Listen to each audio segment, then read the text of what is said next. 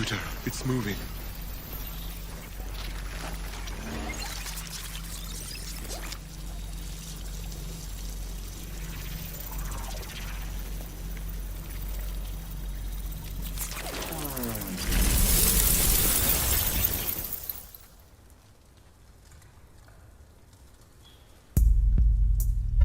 Hey.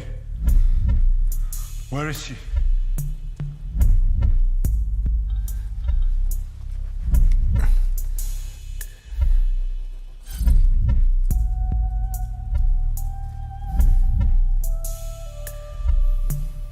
A billion years ago, life was bestowed upon us. Now you truly understand what you're meant to do with it. 6.5 years ago, I had an experience. I was standing in a park, and it was at that exact moment a person on the phone asked me, "Who are you? Who are you really?" Then my attention shifted. And it was nowhere and everywhere simultaneously. All that was external, the entire scene, it simply vanished without a trace. And all the tension I was accustomed to identifying myself with back then, before, as Anya, with a particular role with certain emotional experiences, it simply burst like a bubble in a single moment. And only a living emptiness remained. It was such an experience that revealed to me what lay ahead. Higher levels of consciousness. But a switch happened that stayed with me. It was a disidentification from whom I previously considered myself to be, merely a body, a mind, or just thoughts. And this began my conscious path to freedom, this particular path to freedom. It also encompasses the deliberate transmission of energy directly from the Absolute. When you consciously learn to direct it more into this world, sharing knowledge. And a crucial part of this journey involves organizing events of this nature, where insights originating from our teacher and our entire team are transmitted as dynamic, living wisdom and insight. I'm truly eager to share this invaluable experience with all of you, so that you can comprehend it as much as possible and reach new depths within. Everything the great teachers talk about when you encounter the fact that there is no one here but you, and at the same time you are in everything, and everything is in you, is an incredible liberation.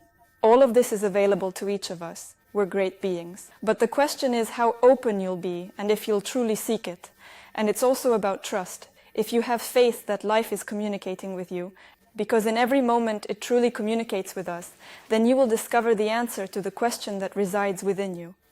Each of you will perceive something unique. Naturally. The path to knowing yourself is practical. It's a living experience. It cannot be read, nor can it be learned. You can't simply grasp it in your mind. It can only truly be lived. When your attention is actively searching for some intended effect, so that the imagery was vibrant and colorful, or singling specific cinematic techniques, it all appears quite dramatic and intense.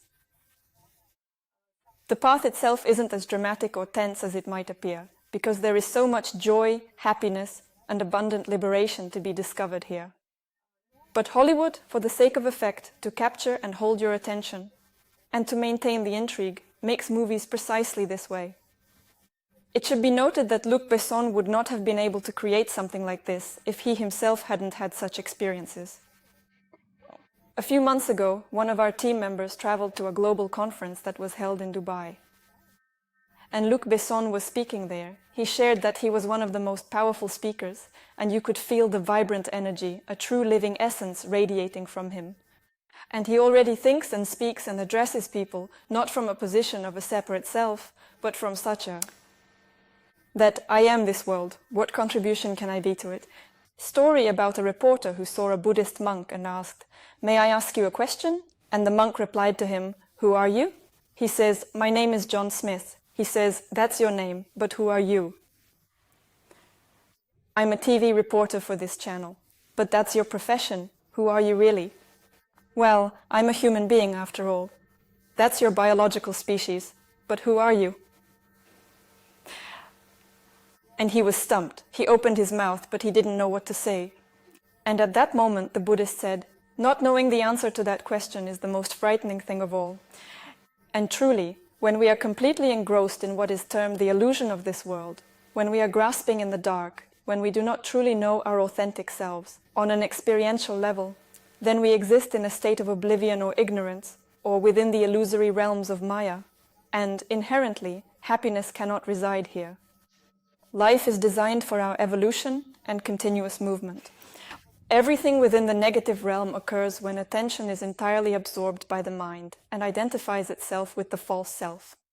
Here, people live materially, and it's typically where suffering, Maya, and shadow worlds exist. But this bold point here, this is the turning point, the so-called awakening. The moment when conscious awareness begins to emerge from being totally immersed in the construct. And suddenly, you start to perceive a unified foundation behind everything that exists, behind all the forms that manifest. Next, after this disidentification occurs, a conscious path begins. The first stage a person goes through from zero. By the way, around this 0 point, it's common to fall back asleep. If you have an experience here, you might slip back. However, if you consciously begin to move forward, then you will indeed make strides. The knowledge I'm sharing today, and will share more deeply over the next 3 days, is about consciously navigating this entire path of development. And this, by the way, is not yet the end. And at the moment disidentification occurs and you perceive and feel yourself more and more as part of a unity, a choice constantly follows. After this point of awakening, the ego still remains. And journey to a pure level of consciousness continues, where the choice is constantly made not in the name of the ego, which wants to fight, to separate, to argue, to defend its own opinion, its rightness, and so on. By the way, I'm right is the hardest for the ego to surrender. I'm right. The world's wrong, life's wrong. However, it's only possible if 2 sufficient factors are present, which I will share with you. And when one's perception tentatively attains the level of pure consciousness, this is merely a conditional distinction, because everything becomes much simpler once you're actually experiencing it firsthand. But the mind needs some kind of structure if you try to define it as a path. A pure level of consciousness is when ego games end. It no longer has power. The false self no longer owns you. And you see this world purely. It's pure, direct perception. Speaking of our epic heroes, it's stepping into the open field. There's the entrance, stepping into pure consciousness. And from here, a world that is ever more real begins to unfold. What's it like? It's where every single particle serves the whole.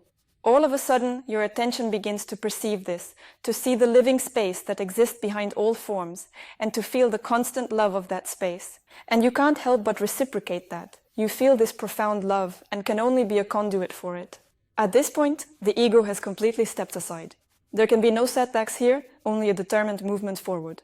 Because forward implies inner change, this immersion in the present moment, in every single action and in every interaction. And from here, your perception steadily begins to expand, until you recognize and feel the entire matrix, this whole structure, all of creation, the entire cosmos, as yourself. Relatively speaking, if we take the cosmic level, that's like 50% of it. And the intricate processes of the planet and the cosmos, and their mutual interactions, including all their subtle bodies, this is all profoundly experienced within you. So, on a material plane, traversing immense distances of many light years appears to be unreal and unattainable. Here, it all occurs within you. In other words, your attention extends into other dimensions, through which this understanding is made possible. Along with this comes a heightened responsibility for this world. When you experience it as yourself, it would be foolish to hurt your own hand. You cannot harm it. Instead, you want to enliven it and bring forth its best. And the path forward is to awaken all around you with your attention, directing this source's energy through yourself. What's happening in this marathon is essentially this. There's a team, a teacher, and we share this energy. Sometimes through words, sometimes through images, making it engaging for you. But life is behind all of this, and if you open to it, you too come alive. You find this impulse within yourself and share it with others, and that's how you influence the whole world. At the divine level of consciousness, you experience the whole matrix, the entire universe, as your extension, with a deeper awareness. Next is the unified level. And here, you conditionally exit the cycle of rebirths, or samsara. Full freedom is gained. When you have the power to choose rebirth or not, you can draw information from any point in space, and you can manifest yourself anywhere you desire. And all the wonders we read about in fairy tales like boots of speed or a cap of invisibility, all of that becomes within reach. But typically, the teachers who have already achieved this, who have broken free, they don't perform these miracles on purpose, because then people don't come to learn, they come for the miracles. And like with magic tricks, they just want to watch it over and over again. But when it comes to a teacher, their task is to help a person reach this state on their own. And as part of this process of liberation, these wonders do not become the ultimate goal, but they emerge naturally. If necessary, one can make use of them. But it's very energy intensive. Here, tasks are of a higher order, with a subtle responsibility for the world. And further on, what is referred to is the birth in the real world, the birth of a human being. Beyond that marker, real life truly begins. And this whole journey must be undertaken and completed within one single incarnation. Consciously, because motion here only occurs when the spirit begins to seek it out every single day. But we can be taught this way unconsciously, 1,000 times, from one life to the next.